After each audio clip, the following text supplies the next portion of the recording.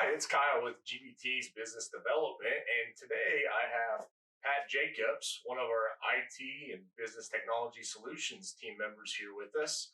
The reason we're here today is, for those of you that aren't aware, this month of October is Cybersecurity Awareness Month. So we wanted to sit down with Pat, again, one of our IT team members, and get his feedback a little bit, Pat, about some things that businesses should be aware of for Cybersecurity Month. So, Yep. I guess just start off. What is Cybersecurity Month? When you hear that for October, what does that mean for you? Cybersecurity Awareness Month has been around for a while. Cybersecurity Infrastructure Department from the government initiated that awareness program sort of back a while back, and it's basically just there to make sure that all clientele, residential and businesses, are aware of the ongoing threats that are faced,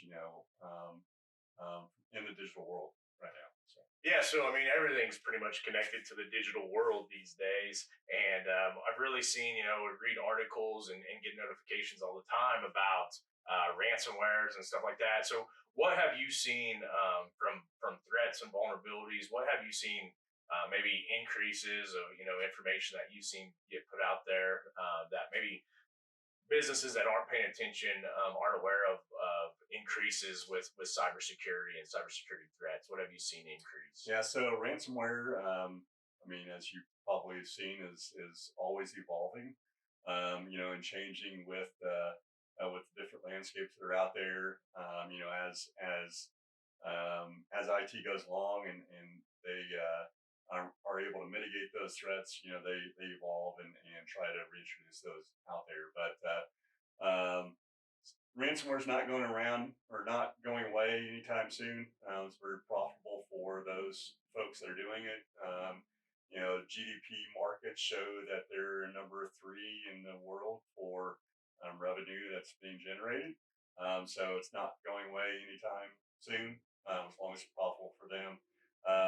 But to kind of answer your question regarding that, there's a lot of threats out there, and some of those attack vectors, how they come through to you, are one of the most popular ones is by email. And that's the number one attack vector for ransomware or viruses as a whole to infiltrate your network, is through some sort of social engineering, so phishing emails. Yeah, so you bring up a good statement there. I hear you're an avid fisherman. Yeah. And so kind of, and I hear this email phishing you just mentioned. Can you maybe for some of our businesses that aren't as familiar with what email phishing is, because I always like to say, well, I'm not going to be the reason why our company gets ransomware or something like that. But, you've trained and told us, well, you really need to be aware and conscientious, because a lot of people say that, and then they accidentally do something that they had no intentions of clicking on or whatever, but then they cause the ransomware for their company. So can you explain maybe a little bit to our businesses what like email phishing is, or that social engineering that you just mentioned? Yeah. So phishing attempts, there are multiple different variants of the way they target you, but it's all done by social engineering. So trying to give the importance or the impression of importance to the recipient of the email, saying that, hey, this needs to be done right now. Can you pay this invoice for me now, versus later?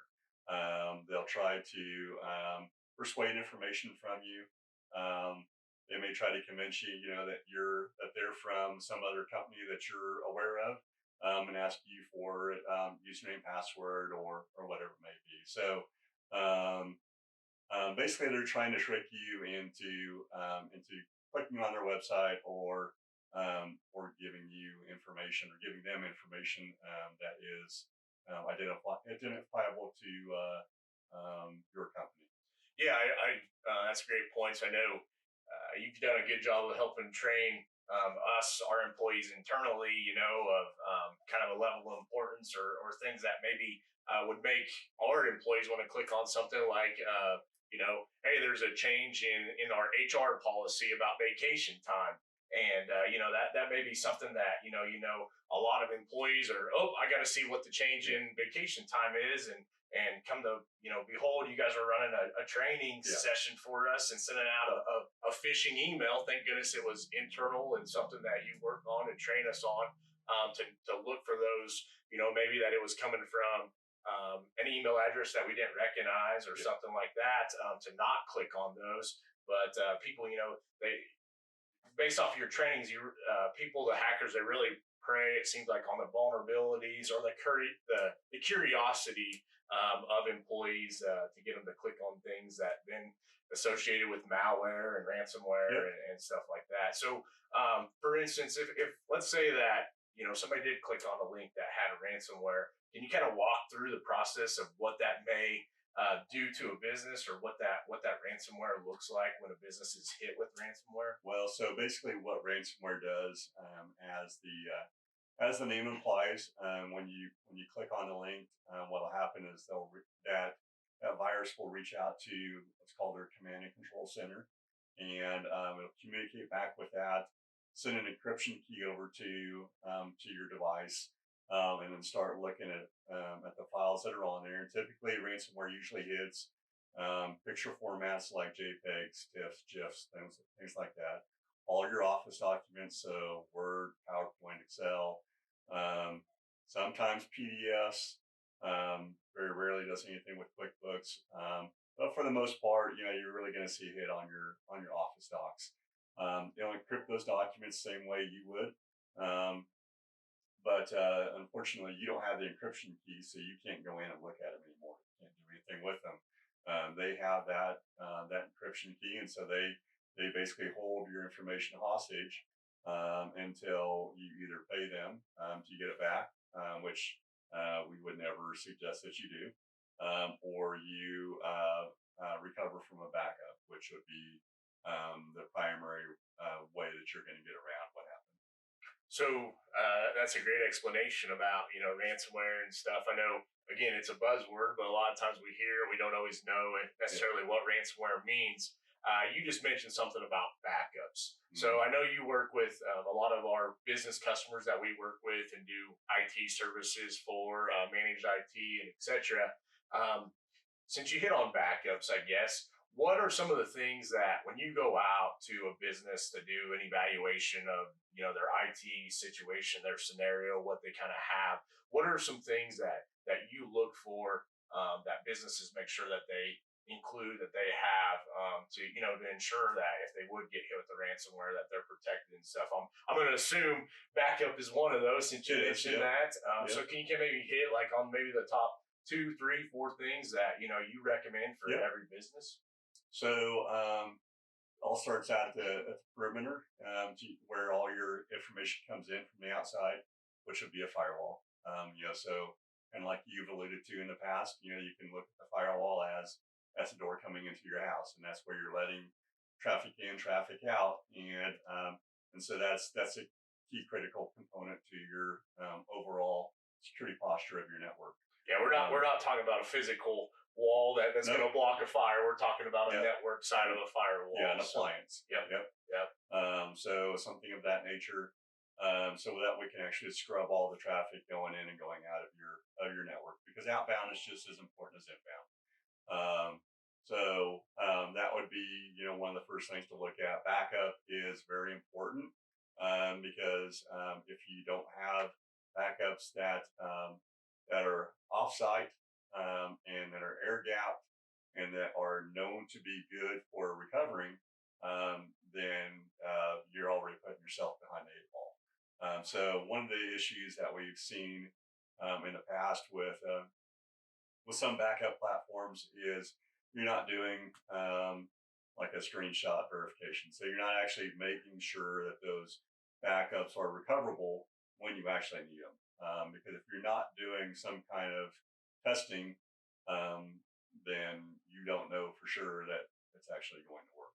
Yeah, I compare that to like when I go to save a file, and you think you save a file, and you go to try to open it, and it's your old version or something like that. I know that's kind of switching gears, but it's bad enough when you spend an hour or two writing a document, and then you go to pull it up and you didn't save it, or you Yeah. lost it. for businesses, I know internally that's something we think about is not just one document.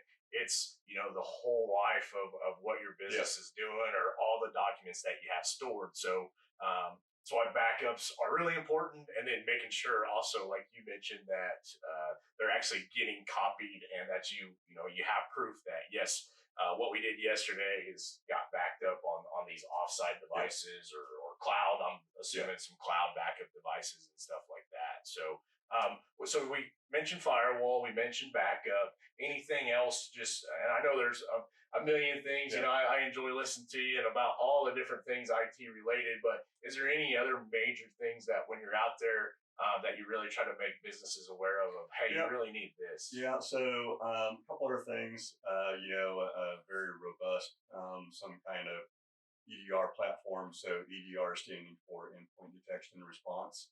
It's kind of a next level generation of antivirus, not traditional, what you would normally see, throughout looking on the web and stuff. They do things totally different, but do a lot better job at detecting and mitigating threats, such as zero-day attacks, being a threat that hasn't been seen out in the wild yet. So it's something that other antivirus engines haven't seen, or ransomware. So that would be another one. And kind of alluding back to the cybersecurity month, um, one of the most important things you could do is end user training for all the folks within the business, making sure that they understand the threats that are out there in email, and how to navigate the email threats that they get in, phishing emails, things like that. So Yeah, unfortunately, sometimes humans, and again, the curiosity of humans is the number one threat, because we're human and we click on things yeah, that we shouldn't. I know I was enlightened and amazed a couple of years ago, several years ago, when we started initiating our internal training that you just alluded to, and you would get emails. They were test phishing emails that mhm, we set up internally, and you would click on them or open them, and it's just that education and that training yeah, where as I always say, you don't know what you don't know, and if you don't have that training and some of that help from professional IT people like you to show us, hey, don't click on this, be aware of this type of thing. This is what you want to look for, etc. It can be really challenging. I can assume for a business if you don't have that type of training. I know right, it has helped leaps and bounds for GBT internally, and then we've been able to help other companies and businesses with that as well. So that's another great point. yeah, Well, thanks for joining us and listen to a little bit about, again, Cybersecurity Awareness Month here in October. As always, like I say, this is Pat Jacobs, one of our IT Business Technology Solutions team members, and I'm Kyle with our GBT Business Development team. If you have questions or want to know more information, feel free to reach out to us with the information provided in this video. So thank you.